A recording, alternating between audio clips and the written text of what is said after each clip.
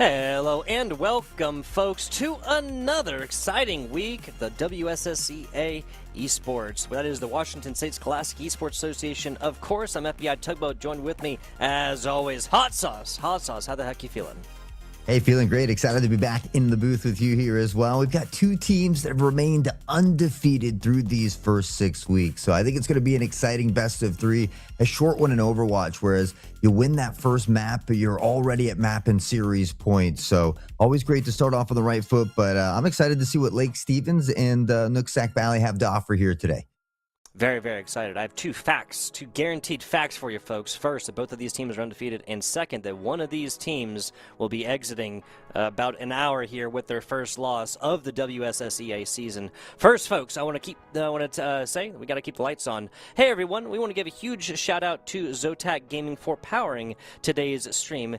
Thanks to their incredible support, we're able to bring this broadcast to all of you, helping to showcase some of the amazing talent that exists today within Scholastic Esports. Now, you can show your appreciation for Zotac Gaming by giving them a shout out on your various social medias. Make sure to join their community on Discord, and don't forget to use the hashtag #PoweredByZotac or Zotac USA when you post, if you choose to do so. Hot Sauce. Yeah, it doesn't really get much better than this, my man. You said it. Best of three here. We'll be starting at Kings Row. We'll be going hybrid, control, escort. If we need to get it a fourth map, it will be a push map. This is a classic. We have the coin flip. Coin flip owner is Nooksack Valley. For Kings Row. The loser will pick the map. The winner will pick the side, as is done in Overwatch. The Overwatch that our fathers played and their fathers before them. Right. Yeah, I mean, Kings Row, I think this is probably the most common map that we've seen in any league, whether it's Scholastic, Pro C, and Kings Row has been a staple of Overwatch since as long as I can remember. So off to England we go. I start out on that defensive side myself, but there's a lot of long sight lines here. I expect to see maybe some of those Ashes, Widows, especially anything like that. But when we get to the Scholastic level, a lot of times it's more about those comfort picks, less about those meta picks. So I'm always interested to see what kind of compositions we'll be running. It's a very, very good point, right? Not necessarily meta, but you are comfortable on. Taking a look, run through Lake Stevens. 4-0 Lake Stevens, I'll have you know. We got Panda, we got Oh Mama, we got Berkey, we got AST Gopher, maybe your hints are referred to as Gopher, and we have Kakashi is better. I'm told it's a Naruto reference. Hot Sauce. Love it, love it. Well, we'll see if they can get it done here. Lake Stevens, you can see mentioned on the top left of your screen, Nooksack Valley there on the top right. And I'll have to try and figure out some of those names. I see Grap, Bean Burrito, maybe Smudge Dop, Knuckles, and Agnes? Agnes Tachyon? I think Tachyon sounds a little bit better. SMG, Smudged Op? Smudged Op? Smudged? Not sure. I think I like Smudged. Yeah, you might be if you right guys about have If you guys have some recommendations, be sure to put it respectively in chat. Game one, here we go. We got Nooksack Valley on the attack here first. Tanks? Talk about tanks. We got Reinhardt here on the right side for Nooksack Valley. We got Narissa on the other side. It's a little bit more mid-range, capabilities. Charge in, tries to find the corner. That player did not get out from the corner, and Smudge is going to pay for that first engagement with their lives. Yeah, it's tough. This first choke point is very difficult. You have to pressure through this initial gate here, and where you see the Reinhardt kind of stampeding forward, gets a little overzealous and does get punished for it. Luckily, the walk back from spawn is a very short one, so you've got multiple opportunities, and you're most likely going to use them because this is one of the toughest spots. Just unlocking the payload itself is one of the more difficult things about Kings Row. Ooh, a lot of pressure right there against Smudged again. The tanks not having an easy way so far, at least if they're the way of Nooksack Valley so far. Hot Sauce playing this first intro perfectly, honestly. Little bit of damage comes on the other side, but a nice headshot against a DPS. Oh mama, and now more of the supports. There you go, some support love here and showing up in the kill feed as well, Hot. Yeah, we've seen Lucio come back into the swing of things. I think a lot of people were missing Lucio when Juno came out, but we certainly see him getting more involved with the Brawley comps. Unfortunately, we're going to say bye to Lucio and hello to Kriko. Gopher gets dangerously low, but that's the nice thing about this gate. You can kind of dip behind it. You got a place to hide, allow your supports to top you back off, and stay in the fight. That's the most important thing here from the defensive side. Yeah, Mama did a great job taking out this DPS earlier, but they really have to pay attention to Grab now. It's not saying anything, and there you go, Tachyon showing up as well, the other DPS, but a little bit too much attention to the right side right there. So far, when attackers have kind of dipped off to this right corner, it just really hasn't gotten that done. Also, not really sure if that was time for the cleanse either, right? You already won this team fight. I guess cleanse comes in like a 12-second cooldown. Now that'll be back here soon. Yeah, they'll look to get it back. Unfortunately, they're going to have to wait to get the tank back as well. Reinhardt falls early, not able to use that Earth Shatter. Gopher does go down as well. Their walk back from spawn is significantly longer as well. They're going to have to rely on the Terra Surge here and on getting close to the ult as well to stave off this attack now from Nooksack. Yeah, Gopher is back, and they want to get this one started before Gopher gets back into the thick of things. That attack visor will be online here soon. On an island by themselves, the Reinhardt is left for a second. Big shatter. Here comes the Nano. Swinging for the fences and looking for more. A Nano of their own. Now a sleep dart against the Reinhardt. A perfectly placed one. Defense holding strong. Reinhardt once again left by themselves. And the attack visor reigns supreme. We're only looking at... Okay, so it was 3 ultimates dropped here from the defense, right? Yeah, it started with that Terra Surge, but it bought enough time for Gopher to get back. He pops the Tactical Visor, and they have a ton of success. So, I mean, they've already eaten a ton of time off the clock. There's only about 60 seconds now for Nooksack to find a way to unlock the payload. They still have the Venture ult, which arguably is maybe the most dangerous one here next to that Tactical Visor as well. So they still have a chance. Unfortunately, Gopher going down early. This Ramatra switch, I think, is huge for Nooksack as well. That Vendetta, or Venture, excuse me, is going to be able to get out from that with a little bit of extra bonus for the, just for some flavor. Here you goes. That's a lot against one. The Emre finding a lot up top as well. Heavy shot, light shot, everything going their way right now. Defense dropping one by one, losing a main source of healing in the Ana as well, and they're at least going to get to 33% done here. Now flirting with their second tick, so solidly done. Venture tries to get involved. Once they're down there, obviously they won't be able to take damage, but just like that, a switch comes in for the Kiriko ultimate. Okay, the Kitsune Rush, this should be enough, Hot Sauce. Should be enough. We see the contention there, and with that, we will see red across the kill feed, and Lake Stevens tries to make a final stand. It takes the overtime fuse being lit for Nooksack to be able to unlock the payload, but they do so. They put a couple extra minutes on the clock, but they're getting very far forward here. They're vying for some space. They have to make sure that they don't fall early, though. Ana and Kiriko on both sides. We have anti-healing capabilities. We also have, of course, the cleansing capabilities. Only ultimate on board right now is that Ana ultimate here for the Nano for Nooksack. Gopher just trying to find a way in edgewise. That's be a lot harder. Here comes the Kitsune Rush. Omama pops it pretty much just as soon as they get it. And that makes sense. If you're able to win this team fight here and get them back under this choke point, that'd be huge. Trying to push him back there. We see Smudge Pop finding Berkey, though, and the Genji. No success this time. Bean Burrito to Smudge. The Annihilation comes out and does just that. It annihilates the competition. Lake Stevens, after a ton of early success, now having a little bit of trouble with these changes that are coming out from Nooksack. Yeah, a fantastic job there from Smudge, knowing that they get the immediate healing pop, a little bit extra armor, right? Once that pops, ultimate obviously lasts a little bit longer as long as you're close to them, and they were, spitting distance away from 3 different players, so that one was gonna go wide. Nice anti against, that's immediately answered. Now here comes Annihilation up soon for Kakashi is better. They're trying to work this up so they can actually play it onto this corner. Nice Death Blossom, and the defense answers in kind. Yeah, I mean, a great answer back here from Gopher. It was a Tactical Visor earlier. It's the Death Blossom this time, and he finds multi-kills in succession. So 48 seconds on the clock, though. And for Nooksack, they don't have to go too far. It's realistically 1 fight, maybe 2 fight territory if this one happens quickly, but you got an opportunity to put a couple more minutes on the clock, and realistically, it didn't look like you were going to get this far initially. So I'd love to see him be able to push it over the edge and find a couple extra minutes. A lot of that is going to come off the back of Berkey here. Nasty, and gets sussed out. Nicely done. So does find one. Not going to be a completely fruitless venture there on the right side, but a couple of picks back and forth. And now Lake Stevens going to be able to find a couple here, about 10 seconds away. Will they actually be able to touch this? I just don't know. Knuckles might be there. Yeah, not going to happen. not going to be able to get there, unfortunately. It was a good battle back, though. I mean, we saw them not even unlock the payload until the overtime fuse was lit. They get some good meterage along the way, but now it relies to them on that defensive side. Can they equally find similar success here? It's 102.4 meters is the distance that's on the board now. Yeah, a lot of times Kings Row's success or failure is determined by whether or not you get to that second point, right? Not just obviously the time added to it, but I just feel like it's so much easier once you get to there. I mean, what, you only really have 2 more turns and it's wide open, and there's pretty solid bit of space in between spawn room doors and then actually where payload is, so it can be kind of tough to crack out of sometimes, even though obviously you have 2 different routes you can choose from.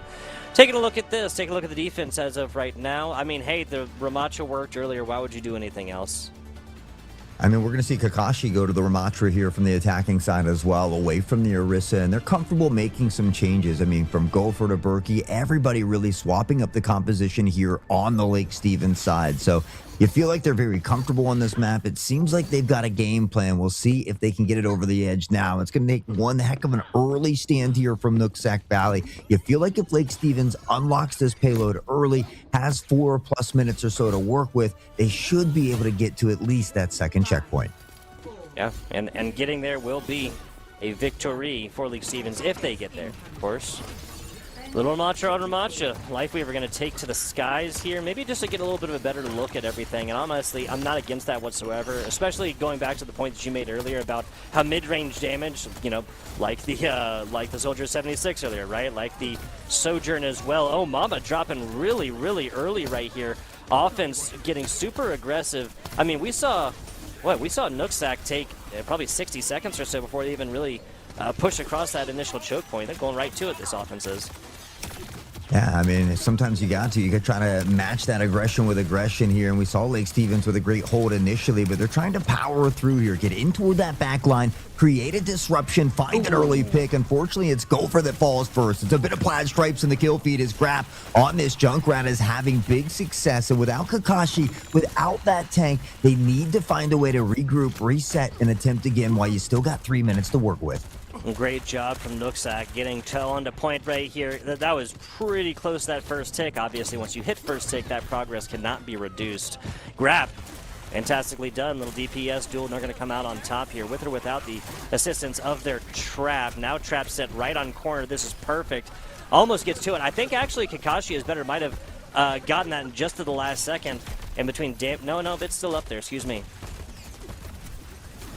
Now, unfortunate as they lose Kakashi again, and maybe want to consider going back to that Orisa or something that was working for them previously. It seems like they're having trouble kind of breaking through here initially. Plus, you've got that Junkrat just lobbing into nades. Sometimes a good Echo, a Pharah, something with a little bit of verticality can go a long way. Make it a little bit more difficult for that Junkrat.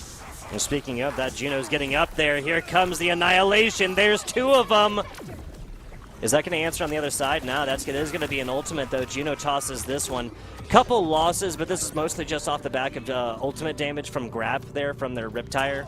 This will be first tick, definitely. Probably second. I have to wonder if the defense is going to be willing to give this one up. No Lucio switch tells me that they are. And what's crazy is that wasn't even Lake Stevens' Annihilation. That was Nooksack Valley's Annihilation, and they still lose the point here. The payload gets unlocked. They get 4 minutes on the board. They've got Annihilation. They've got Kitsune Rush, and Genji and the rest of the crew not too far off. Lake Stevens has put themselves in the driver's seat to go up 1-0 in the series. Yeah, with a whole lot of time right here and good catch. I get my teams mixed up sometimes. Oh, mama. Got the Kitsune Rush available, and I actually really like this look. Lake Stevens pushing really, really far forward. I mean, they own this entire corner right here. There's nobody from Nooksack Valley really pressuring onto payload. Here comes not 1, but 2 Kitsune Rushes. They're on sale today, Hot Sauce. That's right. I just handed them out. Everybody gets a Kitsune Rush here. Unfortunately, it's Omama the first to fall, and it's Agnes from the sky finding Omama. Pops out, gets Gopher, finds Kakashi as well, and the wind that was hoisted to the sails of Lake Stevens has quickly been stifled away. It's a phenomenal stop here from Nooksack Valley, but they've got to hold strong for 3 more minutes and 10 seconds. I really want to see this Genji Blade here. We have not seen Genji pull ultimate with success or really any effect so far in team fights across this King's Row map. It is just weak, or it is just game number 1 though, of course. And I mean, to a certain extent, you have to be ult tracking, so you have to kind of know. Like maybe Grab is back at theirs by now, but you have to assume that, especially healer's not going to be able to have him after Kitsune rush in the window earlier. Here comes the deflect. You really want to have that one up, and the dash, obviously, for when you actually pull Blade. Oh, that's good. Oh, we see another pick coming in from Berkey on that Genji. Find a little success in toward that background. They're trying to deal with that grab. They're able to do so, and that allows Gopher to pick up another. The domino effect in full effect as Smudge goes down. Kakashi winning the battle. Bean Burrito, a consolation prize. But that is all it is. And with that, they are dangerously close. We're going to see a little bit of a switch come out, but I don't know if they get able to get back in time here. Again, no Lucio makes this a lot harder. I mean, they had a Venture earlier that can definitely get there. You have to try. Man, I especially given that they didn't actually need to get to second point right there. I really have to assume that the Lucio would have been the best move, not just for the positive speed for himself, but for others. Lucio, hamster ball. I mean, you have a few options to try and get out there, and you know, even if it's not maybe a strong suit for you, I think it's just about finding that time and looking to give your team an opportunity. Despite having that loss, though, they still secure the play of the game. It's smudged up here in a nasty 4K, the Quadra off the back of Annihilation. It was a job well done, but it just goes to show you that, you know, these two teams, why they're undefeated. 4-0 here. It comes down to the wire. Lake Stevens, they get the edge in map number 1. Can they maybe break out the brooms and close it down in 2? Yeah, I mean, it'd be awesome to see Nooksack Valley. And honest, so what's from the tank play from Smudged, especially in the first half of this one, tells me that this is. I could really assume they're going to see some extra Overwatch here, which obviously we here on the desk are always about. 2-1. This was not like a massive roll on the one side. Yes, Lake Stevens ended with significantly more time. Coaching staff, Mr. Wood, going to be really happy for that one. Nooksack Valley. Big shout out to Zabawaki, if I am reading this correctly, off of the match page online.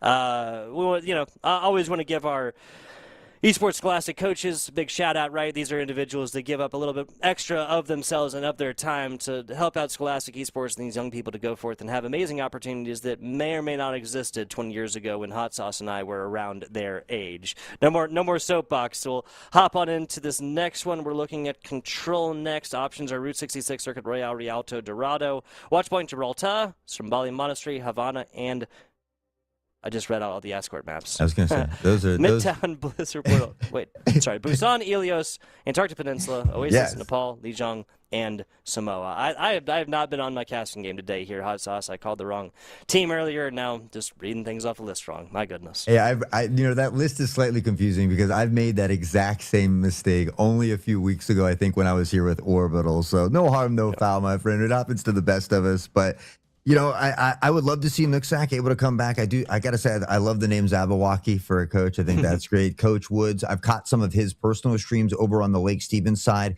Very, very passionate about what he does. The students absolutely love him. You love to see it from Rocket League to Overwatch, involved in all of the titles. And so, I think it reflects in the school's record as well. They've got a great program. They've got passionate coaches. They've got players that want to play.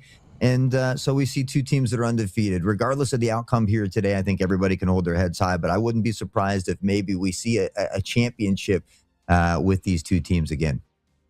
Yeah, I mean, it's a winner's mentality to say, oh, well, preseason, would you be happy at 4-1 after week 5? It's a winner's mentality to say, no, we could be 5-0. But realistically, I mean, 4-1, fantastic. This is also the WSSEA, right? So the regular season performance determines postseason placement. We are in week 6 out of 8 right now, and even if they lost every other game, right, you're still ending dead even 500.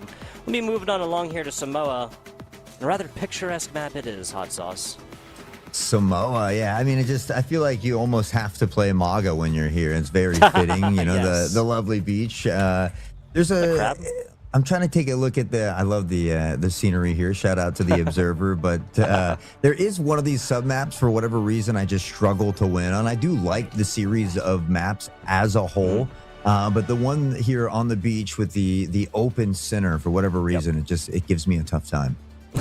Gotcha. This map having a whole lot of cover. Not just anybody who just like walking in a straight line. You can't really enjoy coming out of either of these spawn rooms. Taking a look at our tank lineup, we have Smudged Op here for the side of Nooksack. Going back with our Matra back to the sack here for Lake Stevens. And we are to the beach here, one of 3 of the sub-maps for Samoa. We're going to see both of these teams begin to funnel toward this mid area. You got a platform, some high ground to fight on, but you can kind of dip into these little corridors underneath as well. There's a lot of mobility, and we see Berkey, already to the sky on this Echo. And so maybe expecting that Junkrat, but we don't get it this time. Smudge onto the Winston, going to be trying to get into that backline. The Brawler comp with Lucio here, but it doesn't work out early. Gopher on the May finds the first. Kakashi will find the tank. It's going to be up to Nooksack to regroup. Yeah, so especially for anybody who's not super familiar with Overwatch, this is kind of a classic, like this composition, or these two compositions right now are kind of the classic difference between like the brawl compositions that excel at medium range and even close range damage, just maybe not as much as dive, and then just like hardcore dive on the other side. Tachyon going on for Soldier 76 obviously changes that up just a little bit. Speaking of Tachyon, they're going to fall first, and this one Kakashi is better, is going to be able to find their number. I mean, you got the Venture, the Lucio, and that Winston to try and dive in, get out, look to find that target acquisition, get a pick, rinse and repeat. That's the objective here, but it can be tough with the Brawly side there. You've got Kakashi on this Ramatra throwing fist. You have to find a way to deal with Echo in the sky, and May is just annoying any way you look at it. I love a great May player, and so maybe because I like to be annoying when I'm playing Overwatch, but right now they're playing the team comp to a T. Gopher does get low. They're getting close to the ult, though, and that Blizzard a dangerous one. Nicely done. And yeah, so that's the thing about dive, right? They don't have like a definitive like return base, right? Especially on this map where you kind of like there is plenty of cover, but it's just not that far away. That Echo is really going to be able to find you no matter where you end up hiding. Juno up in the air as well can get there. Bomama is able to land these kunais. That's what they're called, right? Yes, her damage. Yep, there you go. You know, and honestly, with the dive, it is a bit tougher. You have to be able to say, hey, this is the target we're going after in 3, 2, 1, and you try to dive together. Unfortunately, Kakashi does get overextended just a bit. Bean Burrito is going to make him pay. The domino effect will continue here again. It's Grap now on the Bastion, putting down a hailstorm of bullets. He'll find the first, Smudge a second. But we see Lake Stevens falling back quickly, and this is a wise decision, right? They've got 88% already on the board. Realistically, they just have to win one more battle, and they've got 4, almost 5 ultimates to do it. It's a very good point. We're really only looking at Tac Visor soon for the other side, and that is for Tachyon. Speaking of, here comes the Kitsune Rush. Now the copy. This is so smart for Berkey to go onto the Bastion. They're going to have ultimate in just a second. Nasty Sleep hits it. Bean Burrito may have just saved the day, but as I say that, yeah, this is just going to end up to be a little bit too much. Berkey doesn't find anything off of that. And you see the Lake Stevens squad drop 4 ultimates right here. But as you mentioned, they just don't need a whole lot, right? At 88%, 95, 96, no switches on the other side, no Lucio, no ball, no nothing. That's now twice.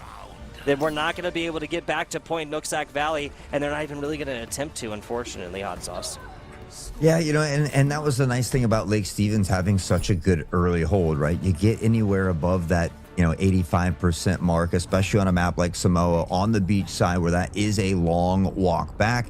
And so you don't have to worry about staggering out those 4 ults. You don't have to worry about winning multiple battles. You just got to win one more. You pop off all the ults that you got, you secure the dub, and you go up by 1. Now you're sitting at match and series point. If you take this one here on control, which I believe is Volcano, as the submap is listed here, you're done and dusted. You get to remain undefeated, and you also get to be credited as, hey, we're the team that also beat an undefeated team.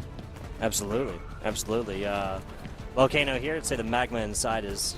we'll go with it. Right? Yeah, it's maybe a little called bit different look. Yeah. Maybe a little bit of a different look than from our nice picturesque beach scene earlier, right? I think it'd be a little bit cooler sitting on the sand.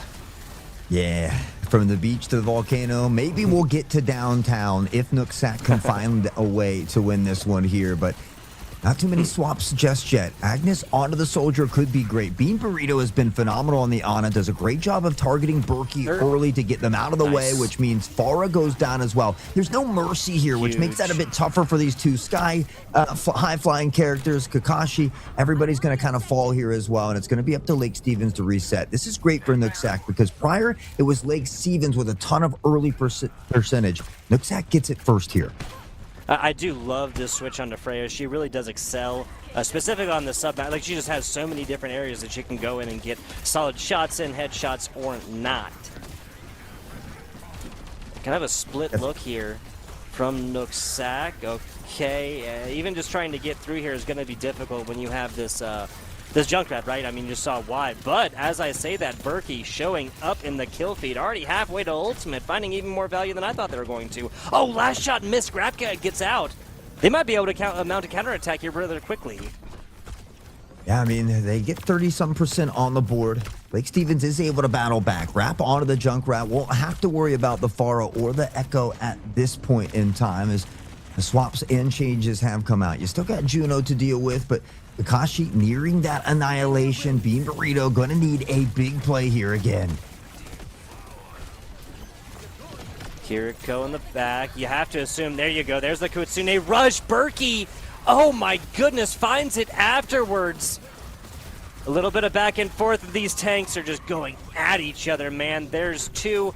Invest the Riptire, but I do have to say I don't think this was fully necessary. Berkey does find that long walk off a short pier means that you do not give the other squad any ult charge. That's why you saw Panda, it might have looked like an incorrect move, but that is the why. The free kill, and you don't have to kind of delay your death. You die immediately, you respawn with your team so you can get back out here quickly. Unfortunately, Smudge finds Gopher right away, and I think Berkey just was considering doing the same thing. Thought it was going to go from bad to worse. There's still some members standing here, though. They probably could have eased their way back, looked for a pick. So, unfortunately, they do lose a couple early members, which does mean it's back to the drawing board. For Nooksack, they're nearing that 85% mark.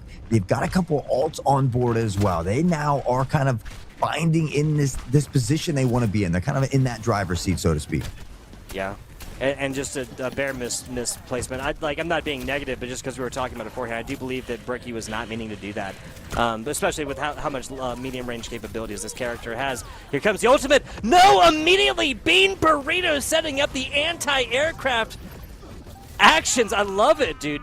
I mean, again, always healer main. Always love to see a healer getting it done, right? Providing some really solid influence onto team fights. Bean Burrito absolutely plucking him out of the sky. There's no fly zone. Yeah, that's why I always say, I know you call them a healer, but they're more than a healer, right? They are a support, and that's when I think those supports go to that next level, is when you're able to do more than just heal. You're looking for that play after the play or other than, and that stop there on Freya, just immediately shutting it down, was kind of solidifying that dub for them. They go from losing 100-31 to winning 100-34, and we do get to head to downtown now. So it comes down to the wire. I would love to see a map 3 because, as I always say, I'm a payload fan. I like the hybrid. I like the escort. If we can make the map number 3, it would be escort. So we'll see if Nooksack can keep the dream alive just a little while longer. Would love it. Would love it. This is what I believe we both kind of said may have been on the board here. A little bit more clean Overwatch, more even-handed matchups, especially, and again, with 4-0 squads. Gopher's DPS pool is really interesting. I'm not going to lie. Like, it's hard to really pin down what it is that this player always does, right? We saw the Soldier 76, we saw some Mei, and now we're looking at some Sombra. We saw different characters in between. I mean, it's good to have a vast pool, and, it's good to be good with all of them. We've seen Gopher, I think, do that. Berkey as well, now on the Cassidy. They find a bunch of early picks, and I think that's what it takes to make a great team even better. You've got to be comfortable on multiple different characters and potentially a couple different roles as well. Lake Stevens putting that on great display here. Have to agree with you. Have to agree with you. Even with Gopher falling, like I think what this is really is this is like a risk reward, like high risk, high reward. Like this is a squad from Lake Stevens that's still confident in 4v5. Even if Gopher does go for it, doesn't get the hacks, doesn't get early eliminations, and gets out with their life, right? I really think this is like a really calculated decision. Definitely coming on down from Hive and what is that, Mr. Wood here from Lake Stevens. Oh, we'll see Grapp back onto the Junkrat, trying to pepper in some nades and make their job a little bit more difficult here on the Reese. She is punished by Agnes, who's also taken out by Berkey. Trades come in one. Miss, who's also taken out by Berkey. Trades come in 1-for-1. Smudge hanging on here. He's almost taken down, but the support able to keep him up. And Knuckles on this Kiriko has been phenomenal. Berkey, though, and the rest of the crew from Lake Stevens continue to rain down damage towards site. Did that? I think that nade did land. Fantastically done. And another snooze fest. Berkey trying to find elimination takes a short nap instead. I mean, Bean Burrito has been arguably one of the best players out here on the field today, and already back toward that ult. Smudge has the Annihilation as well and needs to try to find a way to pop it sooner than later. The Tree of Life will come out, though, and maybe just wait until it's done. Here you go. Annihilation, Fear for Smudge. Kakashi is better will have theirs soon. Will they pop it in like 3 seconds or so? Online, here comes the Juno ultimate. Oma falls through the thick of things. A huge source of damage done. Hack on your screen right now. Kiriko finished with a melee as well, as these tanks are absolutely going at each other. I mean, back and forth. It's Plaid Stripes in the kill feed for a moment, and the moment is gone. And when the dust settles and the bodies fall, it is Nooksack Valley standing tall on the site. Now they find themselves just cresting the halfway point. They pass up Lake Stevens. The ult economy is about equal, slightly in favor of Nooksack. And this final map 3 here of Control might just come down to the wire. It definitely is. Orisa switch now here for Lake Stevens, not against the change as well. 50% for Bean Burrito as well. We have 4 ultimates that are available. All of them are DPS ultimates. Expect some eliminations in this next team fight, Hot Sauce. Expecting big plays here, and for Nooksack, if they can hold on, they might just be able to solidify it. But Agnes goes out early. Nice. He doesn't get to use the tactical visor. Grapple the 2K. Smudge will find the 3rd. And together, Nooksack Valley looks to trudge through the trenches and come out on top. The Juno stays here and continues to contest. We might have teams getting back. We go Genji. We go the Soldier 76. They're trying to get back to this one. 96, you got to touch. Will it happen? Juno. There, they touch. No, perfectly slotted. Grab gets it right in the middle between Omama and Panda. No healers alive. I think we know what this one's going to go to, unless Berkey. Nah, yeah, especially with the anti-melees and more. Lake Stevens drops this one, and Nooksack fights back from the brink to tie up this series. Love it. We're headed to get escort. I mean, they tried to get back in time. Grab said, hey, let's show him what's behind door number 2. It's a Riptire. He finds a big double kill to help solidify that dub. But play of the game, Bean Burrito, well deserved, was a monster and a menace on this Ana, from denying big ultimates to shutting down opposing plays to sniping enemies out of the sky. You name it. They certainly did it there in that one, and a big key part in bringing Nooksack Valley back in this. It goes all the way the distance to map number 3. I'm blessed with some escort. I'm pleasantly pleased. Absolutely, dude. Absolutely. Now I'll read this off correctly. How about that? Escort, the map number 3. Route 66, Circuit Royale, Rialto, Dorado, Watchpoint, Gibraltar, Shambhala Monastery, Havana, Junkertown, which obviously means there's not a whole lot of maps that are within the game that are not within this one. We'll get our picks in for a second. I gotta say, bro, Bean Burrito putting up a really, really strong vote. Like, even if Lake Stevens had taken this, I might have been willing to give the MVP to, like, the most valuable player individual over to a Nooksack Valley player that was Bean Burrito. Yes, this is healer bias. Yes, this is Ana bias specifically, because even though I'm a Lucio main, I do absolutely love Ana, but every time we looked at this player, I don't think they were missing shots. Like this is perfect. Like quartering plays out from their healing grenade as well. Like we didn't see that anti-grenade land onto their Ramatra and then bounce, meaning that they didn't need that, right, to get onto their Ramatra afterwards. That was just perfectly slotted and didn't miss a whole lot of shots. Just constantly hitting sleeps in the most crucial of times as well, like tanks while they're ulting, flanking DPS. It just doesn't really get much better than that. No, it literally playing that support, that character specifically to a T, and it's not that easy. I dabble in support myself. I tend to like Moira, but Ana's very difficult to play, and Bean Burrito certainly made that look easy. So off to Escort we go, which Lake Stevens did do a little better on that payload style map. We saw them kind of have a slightly more dominating performance on Kings Row. So you never know, but you'd like to think maybe that does favor them a little bit. Nooksack Valley seems to be on a roll, though. The momentum seems to be in their favor. It's up to Lake Stevens where we head, though. And so they do get that benefit. Nooksack Valley will get to decide whether they want to attack or defend on the map that we're headed in. Honestly, I haven't seen Shambali Monastery in a long time. It's not a popular map, but I love that map. I would love to see some of that. I'd love to see it as well. I haven't seen as much Junkertown recently, right? If we're just talking about, because I've been grinding this. I was playing Marvel Rivals for like a while, and I just I kind of just like hit a wall a little bit with it, right? Like it just didn't seem. I'm not going to say it's imbalanced, but it wasn't balanced in such a way that I really felt like was most ideal. That you can't say that about Overwatch. This is just it's a fantastic game. We're back to the original now. Well, Overwatch 2, what are you talking about, Hot Sauce? Did you hit your head or something? Right? No, there's been Overwatch the whole time here, folks. It really is a beautifully balanced game. If we're just making picks based on like what we want or whatever, based on Circuit Royale as well, I have not seen a whole lot of Circuit Royale, but I honestly don't really like Circuit Royale that much. So that's cool with me. Let's go Junkertown. Yeah, I've seen a couple recently. That second checkpoint on Circuit Royales, I think, is a really tough one with that windy little racetrack there as well. Yeah. If you lose the payload and you have to reset, then you almost have no cover coming back.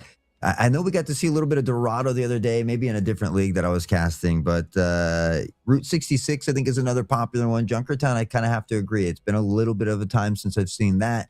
Shambali Monastery, but honestly, most of the maps I enjoy. Like I'm really not disappointed, even though Kings Row I see all the time. It tends to be kind of on that more least favorite side.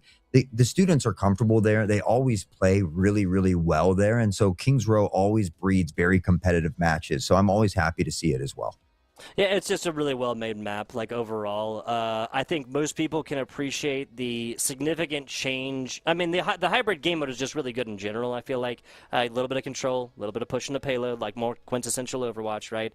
But the geographical changes, like the categorical geographical changes between, like, relatively open, some hard cover, a bunch of walls, like, once you first open up point, and then it's just narrow. Narrow as gets. Anybody who's able to drop down and do damage quickly, your Mays, your Reapers, things like this, right, are just going to absolutely feast on like across the narrows, right? Once you actually find that payload all the way through, and then it opens up a lot more with area on both sides and above you, right? And then payload actually ends out on Kings Row is like pretty much as open like a final payload destination as you get across the entire game, and you even have a little bit of environmental elimination capabilities, right? The Lucio main side of me is happy about that one. I love any map where you can boot people off or use the environment to your favor. But it looks like we're headed to Venice, Italy. It is Rialto this time. And honestly, I love this map as well. I think we've seen a lot of successful Sigmas, but realistically, there's a ton of tanks that work really well here. There is a few spots where you can use that environment. We see one there, but initially out of this first checkpoint as well, there's a bridge that you have to cross. We've seen Roadhogs, Orissas, all kinds of different tanks have success, but it looks like we're holding true to the Ramatras at the moment. Smudge may be toying the idea with that Sigma. I'm not against that whatsoever. That's actually the only difference we haven't seen here for Nooksack. On the other side, maybe a little bit of a different look. The Mizuki now getting at least represented. We saw plenty of Ana earlier, and I have to say that just makes sense, right? If your Ana falls here, you might as well just set up on second point because it's a really, really long walk back for a character that has no movement abilities. You know, I'm glad that we get to see Mizuki. I think Mizuki is Yes. really strong. I love the heals. I love the damage. It's reminiscent of when Moira first came out. And so I love to see that we do get to see Mizuki coming out here. Gopher onto the Ashe. The DPS roster pool is vast. It is deep. We talked about it earlier. It continues to amaze. Berkey onto the Sojourn. And this is a great composition for them. We'll see how far we can get here in this initial push, though. Smudge looking to get up front and mitigate a ton of this early damage. You've got the rock for a stun, and you can certainly pressure forward. Yeah, and I think that rock stun is going to be big. Ooh, barely missed it on this one, and now this Ramacho is going to feel a little bit more comfortable pushing onto it. Looking for heads is Gopher as of right now. Berkey's going to be the one to find one, however.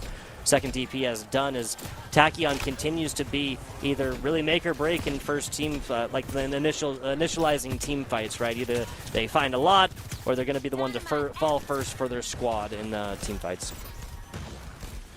We'll see on board here with Bean Burrito. Continues to pepper in shots from this Ana. Sigma looking to get healed up here as well. And Bean from the back line will continue as we take a look across the board here. Berkey, everybody just kind of stalling things out. I mean, this is a good initial stand here from the defensive point of view.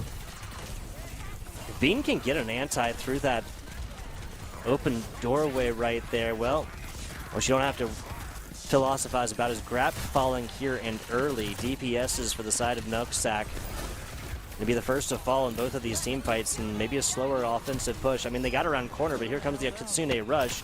Yep, this is smart. Just get back. Just get all the way back. Good job. You just wasted your Kitsune rush. This is such smart, disciplined Overwatch here from Nooksack Valley, gotta say. And that's what it takes to win big games, to beat undefeated teams. And right now, I mean, it was looking a bit rough for Nooksack initially. We saw Lake Stevens take Kings Row pretty dominantly. They opened up with a map one as well, and then Nooksack, they dug their heels in deep. They've been able to battle back, and now looking to close it out and steal the win away. Gopher's got other plans, though, and a big pick on the Bean Burrito could spell trouble for Nooksack.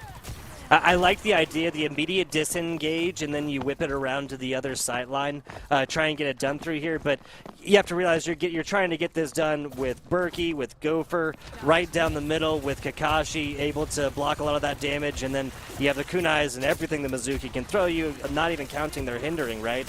I mean, you might be able to get it off the corner right here and actually get environmental eliminations there, especially if somebody like really freaks out and just like jams their mouse or their WASD, right? Well, here's what they got to do. They got to get Grap up here. They've got Berkey and Gopher and often members standing up on this high ground, and they haven't been able to deal with it. And that's where it can be tough with the Ramatra. Someone like a Diva, a Winston, something to get up there and disrupt that high ground. There's a lot of verticality here in early opening moments of Rialto, and right now Lake Stevens is using it to their advantage. Nicely done, another headshot, and again, disciplined Overwatch. Bob comes out, headshot lands. Once again, they don't really, I mean, yes, you're running a little bit low on time, but this isn't, sub 30 coming into this, and this payload is spitting distance away. They'll be able to get on top of it. It's such smart, so smart, so smart. Mini smarts, all the smarts is what we're witnessing right here. It's Lake Stevens has had one heck of a stand, but off the back of the tactical visor. Agnes says we are not ready to go silently into the night. He makes his stand. They find big picks. Knuckles will go fist to fist with the opposing Kariko and come out on top. I don't know. They're going to have to, the overtime fuse is most likely going to be lit here. They're going to have to win another big important battle. Yeah, I thought Panda was maybe going to be able to get out with it, right? Sitting in the gondola and kind of hiding there. I have to wonder if this is a little bit like if I don't move, they can't see me, right? Like the T-Rex vision. Not sure. Berkey, here it comes. Looking for it. An immediate answer. Wise decisions. Berkey beats their counterpart Grab. And Berkey absolutely feasting, head hunting as of right now. Looking for the quad. Gets damage on, doesn't quite get it for. So, offense gets out, we'll call it 5/6, excuse me, of the way there, something like that. Berkey having fun with the railgun, absolutely goes mental. And if this one ends shortly, that most likely is going to be the play of the game, just popping heads and getting bread as we see a monstrous play again. And that's the crazy thing about Lake Stevens is they just have a ton of talent, right? We saw Gopher, we saw Panda, we saw Berkey. Everybody has just been kind of filling that role as needed. And so payload, we saw it on Kings Row, right? Now we're beginning to see it here a bit on Rialto as well. And they honestly do not have very far to go at all. Yeah, 77 meters. I mean, yes, that's basically all the way there, but I mean, especially given the time that you get added for actually getting there, regardless of the actual point on the board there, this just makes it so much harder for this to defend, really. And you have to think about your characters as well. So, I mean, Knuckles has a movement ability. Baptiste doesn't. Junkrat can get places fast, and Tachyon, I guess, is somewhere in the middle.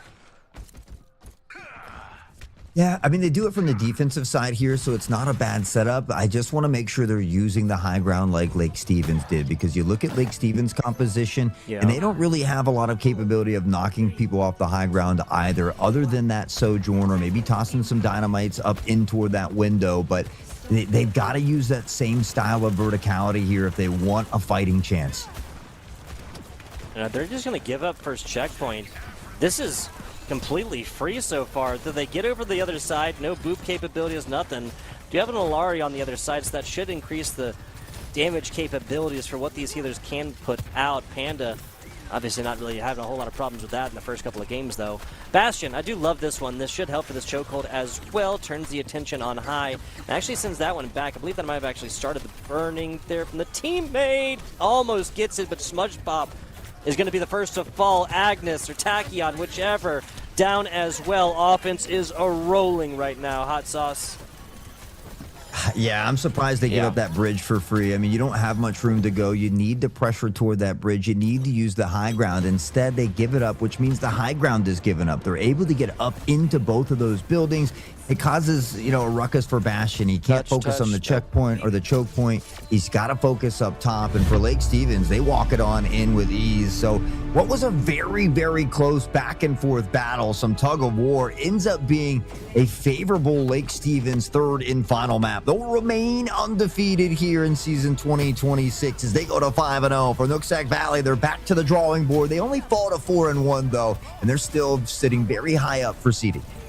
Yeah, and in a lot of ways, folks, I feel like this was the perfect Overwatch match, right? Because we see hybrid control escort, one team clearly showing just like a little bit better when it comes to actually playing that payload, right? And like the moving objective. And then you see the other squad finding a lot of value on the front side of hybrid, and then winning on the payload map. I mean, 2-1, 2-0, doesn't matter, right? Still taking the victory out, especially the way in which Nooksack Valley took down that third map, right? And again, it just shows clear cut and like wise Overwatch. Okay, we have 4 ultimates available. They may have one. Is like if we're ult tracking, I think it was like 85. That's like a reasonable margin of error, right? Okay, they may have one. We just need to wipe 4 because we're already up to like 85 or 80% or something like that. We just need to win one team fight, and that math is really easy at that point. Again, really, really good Overwatch from both of these squads. Neither of these teams, well, I should say Lake Stevens should feel great about the victory. Nooksack Valley on the other side really should not feel that bad about this one, right? A first loss, it's 2-1 overall. It's relatively close